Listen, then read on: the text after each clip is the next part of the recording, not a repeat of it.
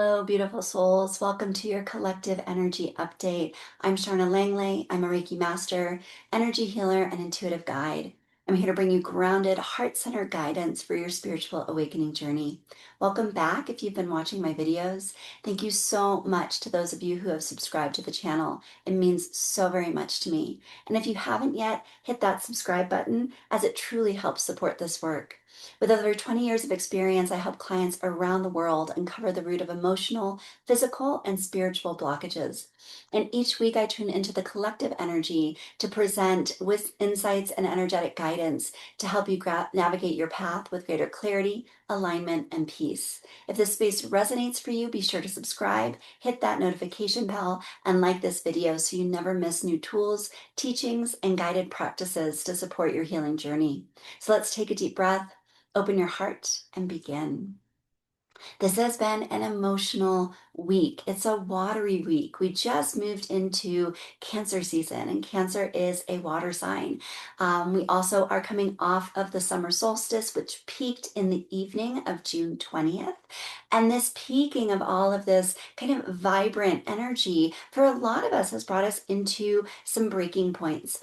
I've been watching this across the board from the beginning of the week to the end of this week, this sort of mounting sense of something bubbling up to the surface that wants to be released. I've been talking the last several weeks about chaos energy and the pendulum swinging back and forth. And this has been leading, now that I'm looking at the energy of this week, up to this moment of what needs an incredible shift, what needs a change. And sometimes, almost always, change can only happen through something breaking or shifting or opening up, especially when there perhaps has not been space for the new to come in. We live in a society and in a world where we like to pack things really, really, really tight. This is a new development in our modern world. Tribally, shamanically, we lived with a lot of space, a lot of openness, a lot of time to rest, to reflect. And certainly there were those moments of chaos, those moments of having to push through and move through difficulties and challenges, for sure. That creates our evolutionary process. But we didn't see the peaks and the valleys in quite such large ongoing ways throughout the course of a lifetime, because there was more space to be with what was happening. There was space to slow down, space to look and observe. But now, with the way that we work in our Western culture, the expectation that our lives should be always full of everything, that we should be succeeding in every single area of our lives. And if every single area of our life is not totally 100% perfect and successful, then we actually do more, right? And what this creates energetically is more fullness, more packing. The more that we do, the more that we bring in, the more that we try to comfort and soothe ourselves with fullness, the less space there is for new things to come in. And so if we are on an evolutionary path, if we are a person that is looking and seeking change and growth, that means that there's going to need to be space for new things to come in. But when we've packed the closets metaphorically so full, you go to open that closet door to see what next you can put in it. Eventually, you're going to find there's no space. And you're also going to find that things are toppling out on top of you. They're literally falling chaotically out of this packed closet because of the overdoing that we have created in our society. I talk a lot on this channel about the balance of masculine and feminine. That energy is an overabundance of masculine. Interestingly, this week was summer solstice here in the Northern Hemisphere. We are looking at that height of masculine energy. And so because of that, we are also seeing the places where there may be too much masculine in our particular life in our society. So the only way that we can make space for all the beautiful new things that we may be saying to ourselves, hey, I want that wonderful new thing to come into my life. But the only way that that can happen is if something exits or something leaves. If we are not aware of the packing that we've been doing, it's going to tumble out as chaos. We've been seeing that the last couple of weeks. It also may unpack itself in the form of something breaking. So again, think that metaphoric closet, we open it up, things chaotically start tumbling out. As things are tumbling out, they're crashing and hitting the floor, and they are breaking, they are shattering. That is energy that is attempting to be released. It's energy that's saying, this doesn't belong here anymore. It needs to leave. And absolutely, when those things are breaking all around us, we are upset, we're mad, we're angry. Maybe there were things that we really valued, something coming out of the closet that we didn't want to, and it shatters and breaks all over the ground. And it's something that was perhaps extremely precious to us. If we think of that metaphor, is a lot of trust in the fact that whatever breaks was meant to break. And I know that this is going to land very painfully for some of you watching this, and I understand it myself. I have had many of these break moments over the course of my life, the loss of things that I really deeply valued and wanted to stay. And yet, if something is trying to exit our life, I've said this before, something's trying to leave, we are almost always benefited from at least letting it leave for a while. Sometimes it will indeed come back. There are definitely moments something's trying to leave that we need to fight for it. So that certainly happens, especially if it's something that we've done or we've created where we have an amends that we need to make or a repair that we need to make. That's a different kind of energy than the one that I'm talking about right now. This is the energy of looking at a mess all over the ground and going, okay, well, that broke. So let's clean it up. Now there's space for something new to come into my life. What might that be? And then again, before we repeat the same pattern of doing all over, okay, we'll need to, I just broke a vase. So let me run right back out, buy that exact same vase, stick it back in the closet or in the pantry. Instead, I need to go, let me just take a pause. Let me mourn the loss of whatever this beautiful thing may have been that existed in my life for a period of time. And then also, let me take some space to see what might be emerging or want to come into that space. It might not even be a vase at all, it might be something totally unique and totally different. So, if you are moving with this space of breakage right now, I have seen this across the board this whole week, people reaching literal breaking points, things literally breaking in people's lives. Little note here too, if something around you, a physical object in your world breaks, celebrate that the physical object broke and you did not. I see this happen sometimes for clients where they're so preserving all the physical things around them and something breaks inside of them, a bone, we get into an accident, something occurs. So when these little break moments occur and we're like, oh my gosh, I just spilled my coffee all over the place. What the heck? Try to celebrate that chaos energy is in your field, but it's not in you, because we certainly want to protect these bodies as much as we possibly can.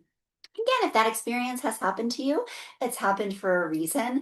But celebrating the places where things are trying to shift can be a small adjustment that we can make. Sometimes it's really hard. So if you are not celebrating right now, that is okay.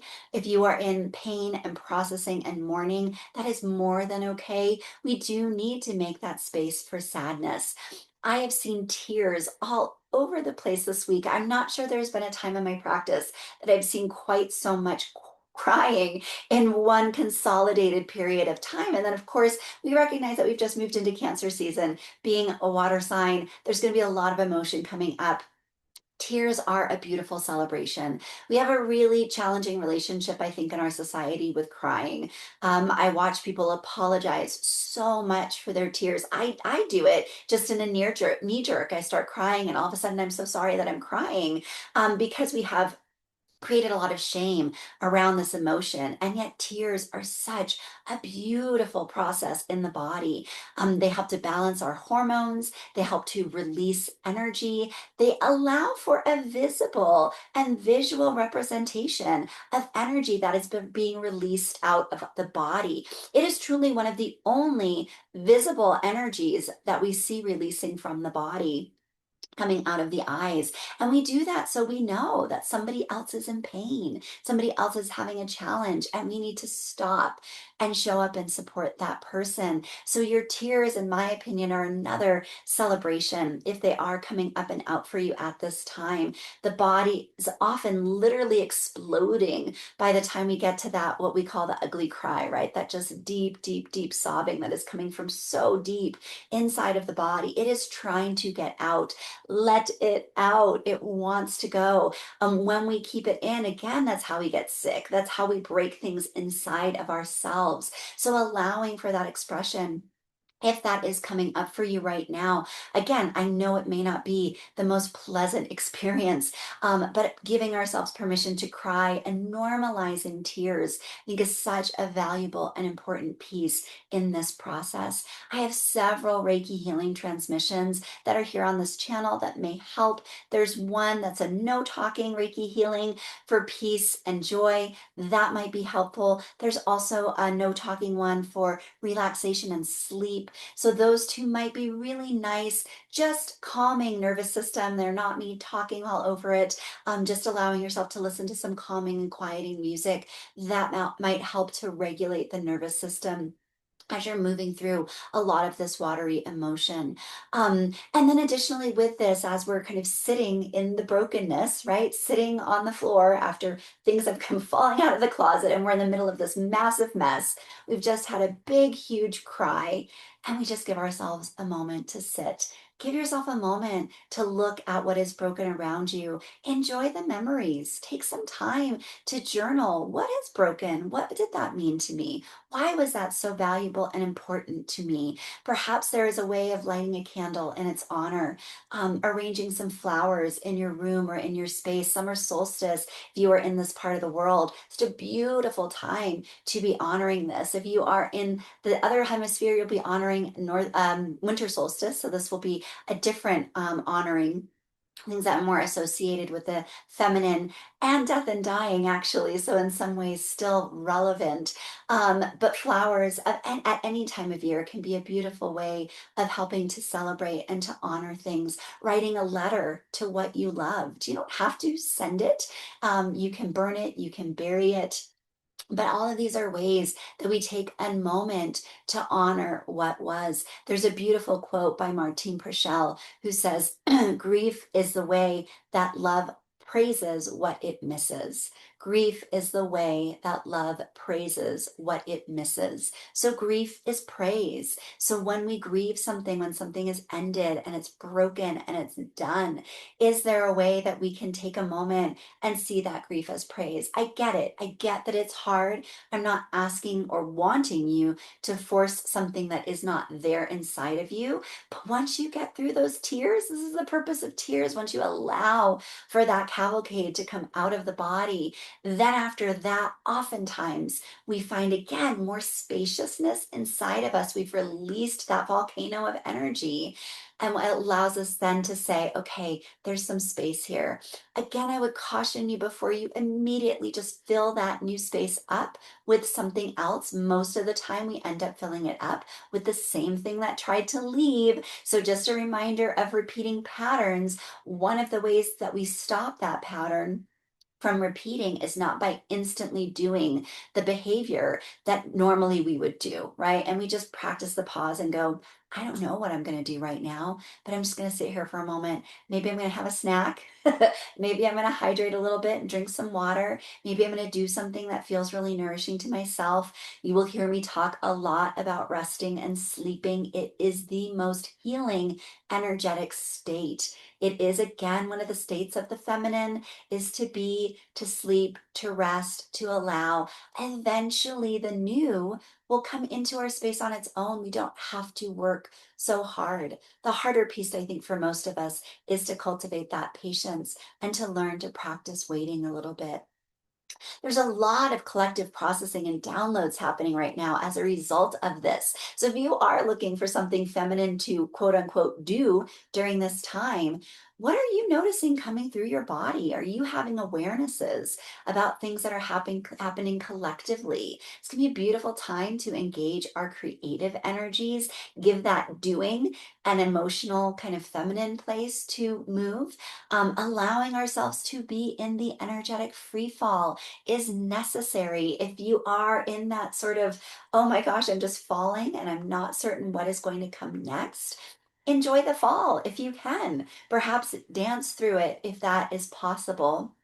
Allow yourself to be with those difficult emotions. The last thing I want to say about this week is a calling that I am hearing from nature, that she needs us. Nature needs us badly right now. We take so much from the earth. Summer, any of the solstices, if you are in winter or summer solstice, this is an honoring of nature. This is an honoring of the height of one of the two energies. This is a time to honor and revere our natural processes. Get out in some nature, even if it's really, really, really cold where you are. You might be able to bundle up and get out into that space, or just look at it, honor it, bring a little nature in a revering way into your home in a way that's not necessarily destructive of nature, but you can bring that into your space. Spend some time honoring, loving her, revering her. Nature is there for us all the time. And as I said, we take from her a lot, we don't always give back. So, again, if you are looking for something to do in this breaking period, get yourself out to somewhere in nature. Donate to a nature related cause if that is something that you have the bandwidth to be able to do. Involve yourself in some type of petition or activism if that is in your wheelhouse. These are not going to be for everybody, right? But these are just some suggestions of ways that you can find a way to give back. The last thing I'll say for our energy update this week is that one of the best things that helps me when I am struggling so much is to help somebody else. So if I have the bandwidth, which sometimes I don't, but if I do have a little bit of that energy inside of me, especially if I'm feeling a lot of anxiety about the things that are changing or shifting, is there somebody out there in the world that I could help or support? Is there a way that I could extend a helping hand, volunteering somewhere in my community, writing a really nice note to somebody who has meant a lot to me? Things that don't have to take a lot of time or energy. I do find that when we can get out of those difficult processes and get out of ourselves a little bit, help or engage with other people in some kind of a way, it can be extremely elevating for our mood because we are not meant to do this alone. We are meant to do this in community with one another. We are meant to help each other. This is a time of helping deeply, deeply, deeply. And if you are somebody that's listening to this and going, wow, I've had a wonderful week, none of this is true for me, then find your metaphoric dustpan and broom. Help somebody clean up those broken bits if you can, and do it in a way that is honoring and respecting of their process. Try not to should all over that person for that matter. Try not to should all over yourself. That's everything for this week's energy update. As always, questions, comments, anything that happened to resonate for you about this week's energy update, I would love to read those in the comment section. If you enjoyed this video and you don't mind hitting a like, that means so very much to me. And if you haven't subscribed yet, would love to have you here as a subscriber so I can share new and wonderful tools and insights with you in the coming weeks and months. Otherwise, sending you all so much love and brightest blessings.